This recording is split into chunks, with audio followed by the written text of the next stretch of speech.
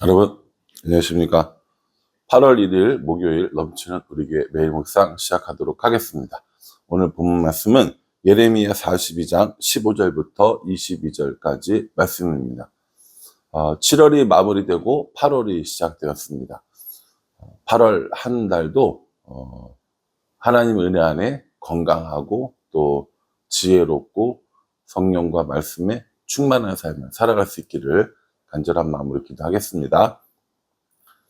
저는 지금 일본 가는 비행기를 아마 타고 있을 겁니다. 몇 시에 모실지는 모르겠지만 오늘부터 일본 단기 선교가 시작이 되고요. 8시 20분 비행기로 일본 삿포로로 떠나가게 됩니다. 삿포로에 내리면 두 팀으로 나누어져서 한 팀은 아사히카와라고 하는 곳으로 가고요.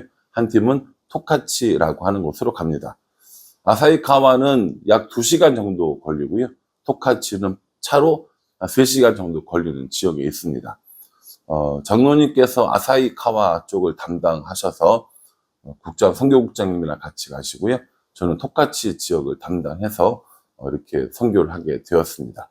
오늘부터 시작을 해서 월요일까지 각자 지역에 있다가 월요일 날 다시 다 이렇게 모이는, 합류가 되는 그런 과정들을 겪습니다. 오고 가는 길 계속해서 여러분 기도해 주시고요. 하나님의 은혜, 또 성령님의 인도하심을 따라가는 우리 단기선교팀이 되게 해달라고 기도해 주시기를 부탁을 드립니다. 오늘 이 말씀을 묵상하면서 저 스스로 참 잘해야겠다라는 생각을 했었거든요. 이 말씀을 하나님께서 우리에게 주셔서 참 감사하다라는 생각을 했습니다. 한번 그 말씀을 같이 살펴보도록 하겠습니다. 어제까지의 본문들을 잠깐 살펴보면 요하난이 이 백성들을 구해서 애굽으로 가기 위해서 어느 한 도시에 머물렀어요. 동네에 머물렀어요. 예레미야에게 이야기합니다. 우리가 갈 길을, 우리가 할 일을 알려주세요. 우리가 어떤 것이든지 순종하겠습니다. 라고 이야기를 하거든요. 그러니까 이 이야기를 듣고 예레미야가 하나님 앞에 기도해요. 그리고 기도하고 나서 애굽에 가지 말고 여기 있어라 라고 하는 답변을 줍니다.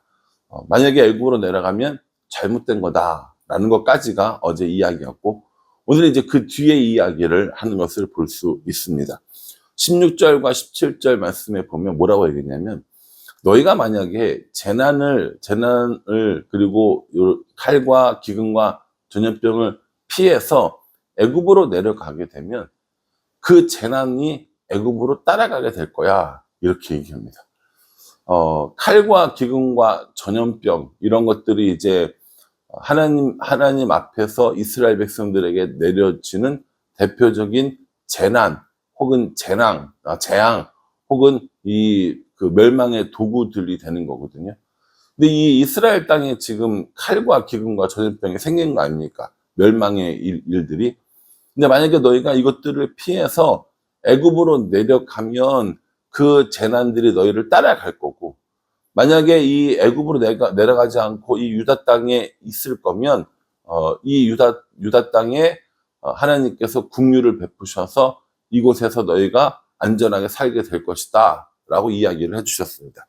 여러분, 그러면 어디에 있어야 돼요? 칼과 기근과 전염병이 따라가는 애굽에 있어야 합니까? 아니면 안전이 보장되어져 있고 하나님께서 그 뜻을 돌이키겠다고 하셨던 이 이스라엘 땅에 남아 있어야 합니까? 그 두말하면 잔소리잖아요. 이걸 얘기할 게 뭐 있어요? 놀랍게도 이스라엘 백성들이 그런 선택을 하지 않을 거라는 걸 예레미야도 알고 있었고 하나님도 알고 계셨습니다. 여기서 되게 중요한 개념이 하나 나오는데요. 19절 말씀에 보면 이렇게 이야기합니다. 19절이요. 유다의 남은 자들아, 여호와께서 너희를 두고 하신 말씀에 너희는 애굽으로 가지 말라 하셨고 나도 오늘 너희에게 경고한 것을 너희는 분명히 알라 라고 이렇게 말씀합니다. 예레미야가 이 이스라엘 백성들을 뭐라고 부르냐면 유다의 남은 자들아 라고 부릅니다. 이것이 이제 성경에서 등장하는 남은 자 사상이라는 겁니다. 남은 자가 있다라는 거예요. 환난과 멸망과 심판에도 불구하고 남은 자들이 있고, 그 남은 자들을 통하여서 하나님께서는 일하시고 하나님께서는 다시 회복시키는 일들을 하신다는 겁니다. 그래서 이 남은 자 사상은요, 이스라엘의 남은 자뿐만 아니라 앞으로 우리에게 있을 심판의 때도 마찬가지입니다. 그 환란의 때에도 남은 자가 있다라는 겁니다. 그러니까 이 남은 자 사상은요, 성경 전반적으로 쭉 흐르는 사상이거든요. 멸망하고 다 없어진 것 같고, 그럼에도 불구하고 남은 자가 있고, 그 남은 자를 통하여서 하나님께서 일하시고 다시 회복시키는 이런 일들을 계속해서 이어나가는 겁니다. 좀 안타까운 건 이 남은 자 사상을 이단에서 쓰는 거예요. 이단에서 그 남은 자 사상을 이용해서 뭐라고 얘기합니까? 자기들이 남은 자라는 것이죠. 세상이 이렇게 악하고 세상이 환난을 당하고 이럼에도 불구하고 하나님께서 남은 자를 모아주셨는데 그게 우리라는 거예요. 그래서 그 남은 자들에게만 하나님께서 계시를 따로 주셨고, 그 남은 자들을 위한 선지자를, 구원자를 주셨다. 그것이 이단의 교주다. 이런 논리가 되는 것이죠. 전혀 맞지 않고요. 올바른 해석이 아닙니다. 이 남은 자라는 것은요, 하나님께서 그 하나님의 뜻을 이루기 위해 남겨둔 것이죠. 그들에게 특혜를 제공하기 위해서, 그들이 어떤 교주를 중심으로 모이라고 남은 자를 남겨둔 게 아닌 거예요. 오늘 이 유다 땅의 남은 자들이요, 요하나를 위해서 남은 것도 아니고 예레미야를 위해서 남은 것도 아닙니다.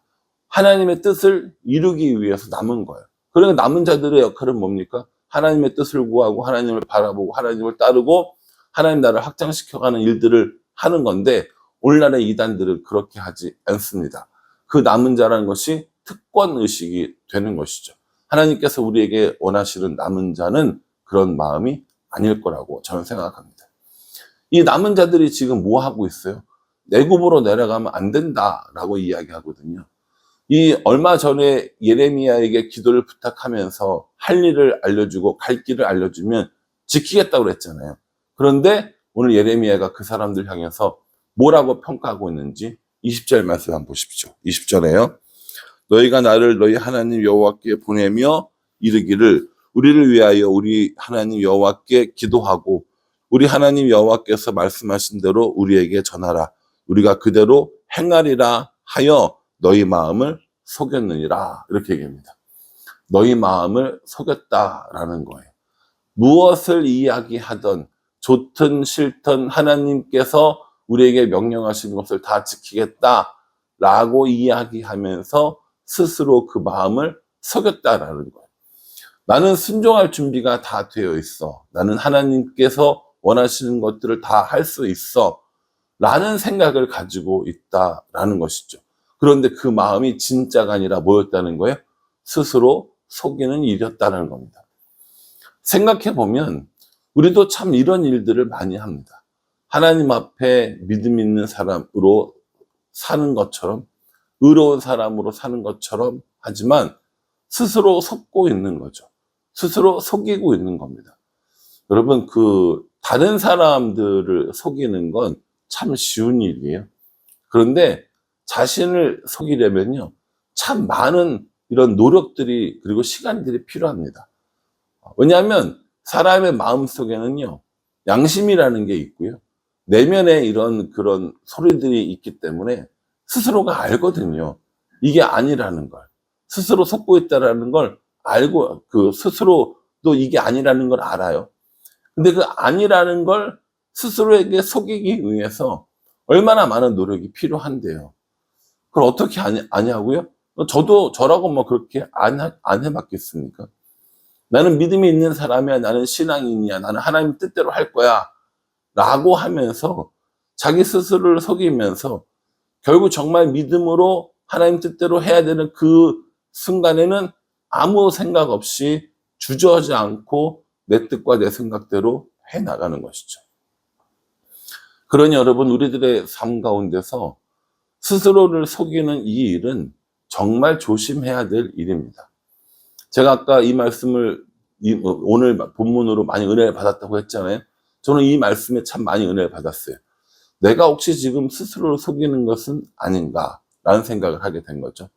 짧게는 오늘 이제 이 단기 선교를 출발한단 말이에요. 내내 기도한 게 뭡니까? 성령을 따라가고 성령의 인도하심을 구하고 하나님과 동행하겠어 라고 이렇게 기도하고 간단 말이에요. 근데 거기에 뭐 합니까? 내 생각과 내 지혜와 내 경험이 들어가는 거예요. 하나님께서 이렇게 하라고 하신 말씀을 애써 모른 척하면서 하나님 그렇게 하면 안 돼요. 하나님 이거 이렇게 해야 돼요.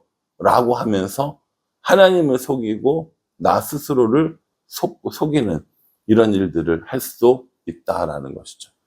그래서 오늘 이 말씀이 저한테는 좀 경계의 말씀이 되었어요. 스스로 속지 마. 스스로 믿음 있는 채 하지 마. 성령님을 따라간다고 하고 하나님의 인도하심을 구한다고 하지만 너의 마음과 너의 생각대로 하려고 하지 마 라고 하는 하나님의 경고의 말씀이 아니었나 라는 생각을 해보게 됩니다. 저는 이렇게 적용할 테니 여러분들도 한번 스스로 적용해 보십시오.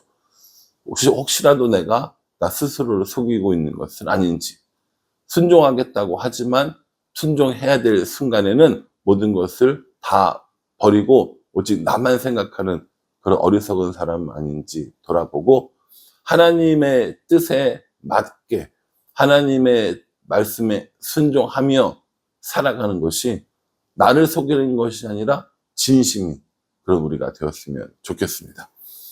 르미 묵상 계속 하시면서요. 단기 선교팀 위해서 기도해 주시고 여러분들과 여러분들의 삶에 잘 적용해 보시고요. 저희는 수요일까지 이 영상을 찍고요. 또 일본 가서 일본 에디션을 찍어다가 홋카이도 에디션이겠죠. 함께 공유하면서 은혜를 실시간으로 나누겠습니다. 이를 위해서도 함께 기도해 주시기 바랍니다. 스스로 속는 사람 되지 말고 말씀에 순종하는 사람 되는 우리 모두가 되기를 주님의 이름으로 축복합니다. 기도하겠습니다. 이스라엘 백성들은 스스로를 속이고 있는 거라고 예레미야가 이야기합니다. 예레미야가 이스라엘 사람에게만 이야기한 것이 아니라 저에게도 이야기한 게 맞습니다. 믿음 있다고 말씀에 순종하겠노라고 성령의 인도하심을 따르겠노라고 스스로 속이지 않고 마음을 잘 들여다보며 진심으로 하나님의 말씀을 따르며 살아가는 우리 모두가 될 수 있도록 은혜 베풀어 주시옵소서. 단기 선교팀 가운데 함께하여 주셔서 안전하고 하나님의 뜻을 이루는 단기 선교 될 수 있도록 하나님 축복하여 주시옵소서. 예수님의 이름으로 기도합니다. 아멘. 여러분 무더운 날씨지만 말씀 가운데 하나님의 뜻을 발견하고 그 무더움이 다 사라지는 그런 은혜가 있기를 바랍니다. 단기 선교팀을 위해서도 계속 기도해 주시기를 간절한 마음으로 부탁하겠습니다. 감사합니다.